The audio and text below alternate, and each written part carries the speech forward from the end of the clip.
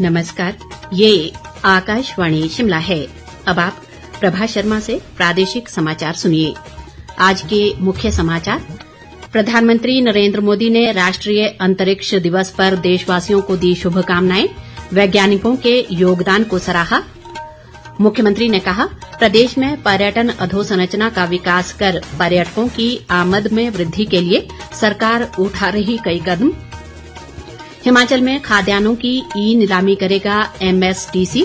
राज्य सरकार ने माइनिंग लीज के लिए समझौता ज्ञापन किया हस्ताक्षरित। और राज्य सचिवालय सेवाएं कर्मचारी महासंघ ने लंबित डीए व एरियर के मामले को लेकर सरकार के खिलाफ खोला मोर्चा। अब समाचार विस्तार से। आज पहला राष्ट्रीय अंतरिक्ष दिवस मनाया गया। इस अवसर पर प्रधानमंत्री नरेंद्र मोदी ने देशवासियों को शुभकामनाएं दी हैं। एक सोशल मीडिया पोस्ट में उन्होंने कहा कि राष्ट्र को अंतरिक्ष क्षेत्र में अपनी उपलब्धियों पर गर्व है। उन्होंने कहा कि ये भारतीय अंतरिक्ष वैज्ञानिकों के योगदान की सराहना करने का भी दिन है। इधर मुख्यमंत्री सुखविंदर सिंह सुक्खू ने राष्ट्रीय अंतरिक्ष दिवस के अवसर पर वैज्ञानिकों को बधाई दी है। उन्होंने कहा कि भारतीय अंतरिक्ष अनुसंधान संगठन के वैज्ञानिकों के समर्पण और ईमानदार प्रयासों के फलस्वरूप चंद्रयान 3 मिशन सफल हो पाया है। मुख्यमंत्री ने कहा कि शिमला जिला के शोघी में स्थापित विज्ञान अध्ययन व सृजनात्मकता केंद्र के माध्यम से बच्चों के लिए विज्ञान के अध्ययन को और अधिक रोचक व नवीन बनाया गया है। इस बीच राष्ट्रीय अंतरिक्ष दिवस पर भारतीय उच्च अध्ययन संस्थान शिमला में आज एक व्याख्यान का आयोजन किया गया। इस दौरान संस्थान के अधिएता प्रोफेसर जितेंद्र रॉय ने भारत के अंतरिक्ष मिशन का एक अवलोकन विषय पर व्याख्यान प्रस्तुत किया। प्रदेश में पर्यटन क्षेत्र को बढ़ावा देने के लिए राज्य सरकार चंडीगढ़ कुल्लू धर्मशाला को जोड़ने वाले नए हवाई रूट का प्रस्ताव तैयार कर रही है। मुख्यमंत्री सुखविंदर सिंह सुक्खू ने कहा है कि इस पहल का उद्देश्य राज्य के 2 प्रमुख पर्यटन स्थलों के बीच पर्यटकों की आवाजाही में बढ़ोतरी सुनिश्चित करना है, जिसके लिए संबंधित एयरलाइंस कंपनी और अन्य एजेंसियों के साथ चर्चा की जा रही है। उन्होंने कहा कि इसमें कुल्लू और धर्मशाला के बीच नई सीधी हवाई सेवा के माध्यम से पर्यटन क्षेत्र को प्रोत्साहन मिलेगा और पर्यटकों को बेहतर हवाई सुविधा उपलब्ध होगी। मुख्यमंत्री ने कहा कि प्रदेश सरकार बेहतर पर्यटन अधोसंरचना का विकास कर पर्यटकों की संख्या में वृद्धि सुनिश्चित कर रही है, जिससे क्षेत्रीय आर्थिकी को बल मिलेगा। उन्होंने कहा कि प्रदेश में हवाई यात्रा सुविधा में वृद्धि करने के साथ साथ राज्य सरकार नए हेलीपोर्ट भी विकसित कर रही है। प्रदेश की पर्यटन राजधानी जिला कांगड़ा के रक्कड़ व पालमपुर, चंबा और किन्नौर जिला के रिकांगपिओ में हेलीपोर्ट के निर्माण के लिए प्रदेश सरकार ने 13 करोड़ रुपए जारी किए हैं। राजस्व व जनजातीय विकास मंत्री जगत सिंह नेगी की अध्यक्षता में आज रिकांगपिओ में सांगला व कामरू विशेष क्षेत्र विकास प्राधिकरण साडा की बैठक का आयोजन किया गया। इस दौरान साडा क्षेत्र की सीमा, ठोस तरल कचरा प्रबंधन, जल निकासी, स्ट्रीट लाइट जैसी समस्याओं पर विस्तृत चर्चा की गई।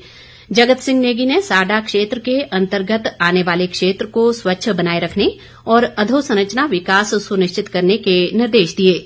राजस्व मंत्री ने बैठक में उपस्थित गैर सरकारी सदस्यों से सीधा संवाद स्थापित किया और उनकी समस्याओं को चरणबद्ध तरीके से पूरा करने का आश्वासन दिया। इससे पहले कल शाम जगत सिंह नेगी ने पूह खंड की मूरंग पंचायत में 10.5 लाख रुपए की लागत से निर्मित महिला मंडल भवन का लोकार्पण किया। लोक निर्माण मंत्री विक्रमादित्य सिंह ने आज मंडी जिले के कोटली उपमंडल के तहत कून का तर में ब्यास नदी पर बनने वाले पुल का शिलान्यास किया। 280 फुट लंबे सस्पेंशन वैली ब्रिज को रिकॉर्ड 7 माह में निर्मित करने का लक्ष्य रखा गया है। इस पुल के बनने से मंडी सदर, धर्मपुर और जोगिंद्रनगर क्षेत्र के लोगों को आवाजाही की बेहतर सुविधा उपलब्ध होगी।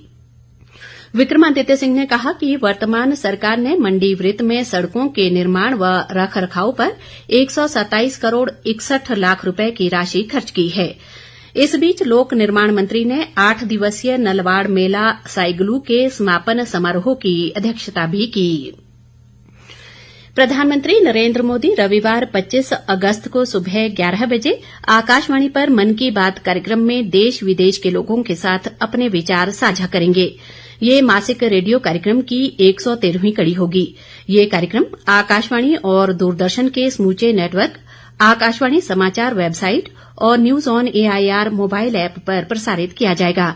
इसे आकाशवाणी समाचार, दूरदर्शन समाचार, प्रधानमंत्री कार्यालय और सूचना तथा प्रसारण मंत्रालय के यूट्यूब चैनलों पर भी सीधा प्रसारित किया जाएगा। राज्य सरकार ने भारत सरकार के इस्पात मंत्रालय के उपक्रम metal scrap trade corporation limited के साथ एक समझौता ज्ञापन हस्ताक्षरित किया है। उद्योग मंत्री हर्षवर्धन चौहान ने आज शिमला में ये जानकारी देते हुए बताया कि इस समझौते के तहत प्रदेश में खनन पट्टे और कंपोजिट लाइसेंस की ई नीलामी सुविधा उपलब्ध होगी। उन्होंने बताया कि राज्य सरकार सुन्नी तहसील और अर्की तहसील में 2 चूना पत्थर खाद्यान्नों की नीलामी करेगी। इस बीच उद्योग मंत्री ने आज शिमला में हिमाचल प्रदेश सामान्य उद्योग निगम लिमिटेड के निदेशक मंडल की बैठक की अध्यक्षता भी की।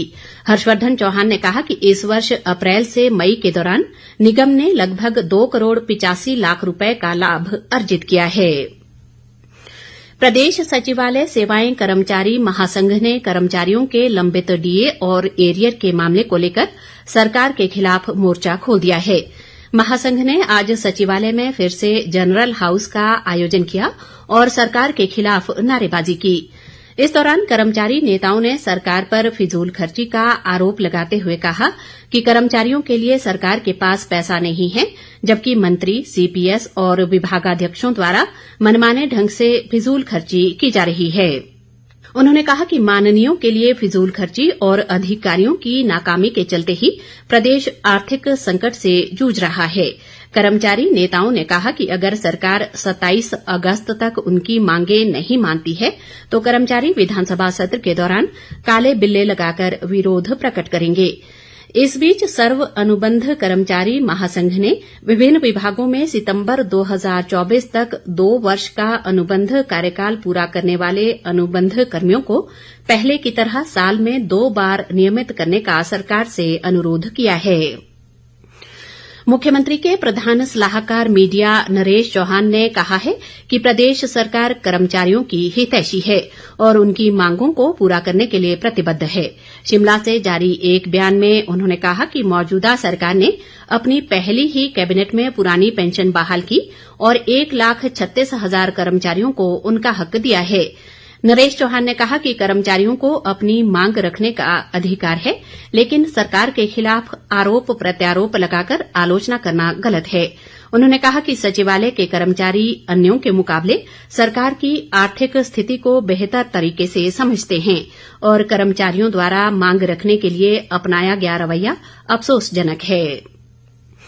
केंद्रीय वन व पर्यावरण मंत्रालय ने मुख्यमंत्री सुखविंदर सिंह सुक्खू के विधानसभा क्षेत्र नादौन की अमलैहड़ पंचायत में Rajiv Gandhi day boarding school की स्थापना के लिए लगभग 2.8 हेक्टेयर भूमि को शिक्षा विभाग के नाम करने के लिए फॉरेस्ट क्लीयरेंस दे दी है। मंत्रालय ने इस संबंध में निर्धारित प्रक्रिया के तहत ऑनलाइन माध्यम से क्लीयरेंस प्रदान कर प्रदेश के अतिरिक्त मुख्य सचिव वन को पत्र के माध्यम से सूचित किया है। वन वृत्त हमीरपुर के अरण्यपाल निशांत मंडोत्रा ने इसकी पुष्टि की है। राज्यसभा चुनाव के दौरान प्रदेश की कांग्रेस सरकार को अस्थिर करने के आरोपों पर पूर्व विधायक राजेंद्र राणा, देवेंद्र भुट्टो और केएल ठाकुर आज बालूगंज थाने में पेश हुए। इस दौरान पूर्व विधायक राजेंद्र राणा ने राज्य सरकार पर तीखा हमला बोलते हुए कहा कि कांग्रेस झूठी गारंटियां देकर सत्ता में आई है और मुख्यमंत्री से सरकार चल नहीं पा रही है। उन्होंने कहा कि आर्थिक प्रबंधन में मुख्यमंत्री विफल हो गए हैं। राज्य कर व आबकारी आयुक्त डॉक्टर यूनुस ने कहा है कि अवैध शराब के कारोबार को रोकने और इसकी निगरानी करने के लिए सख्त कदम उठाए जा रहे हैं। उन्होंने कहा कि प्रदेश में शराब कारोबारियों द्वारा लाभांश की तय दरों से अधिक दाम वसूलने पर हिमाचल प्रदेश आबकारी अधिनियम 2011 व इसके तहत बनाए गए नियमों के तहत सख्त कार्रवाई की जाएगी। अंत में मुख्य समाचार एक बार फिर।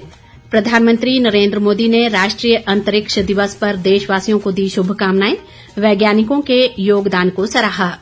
मुख्यमंत्री ने कहा प्रदेश में पर्यटन अधोसंरचना का विकास कर पर्यटकों की आमद में वृद्धि के लिए सरकार उठा रही कई कदम। हिमाचल में खाद्यान्नों की ई नीलामी करेगा एमएसटीसी। राज्य सरकार ने माइनिंग लीज के लिए समझौता ज्ञापन किया हस्ताक्षरित। और राज्य सचिवालय सेवाएं कर्मचारी महासंघ ने लंबित डीए व एरियर के मामले को लेकर सरकार के खिलाफ खोला मोर्चा। इसी के साथ ये समाचार बुलेटिन समाप्त हुआ। नमस्कार।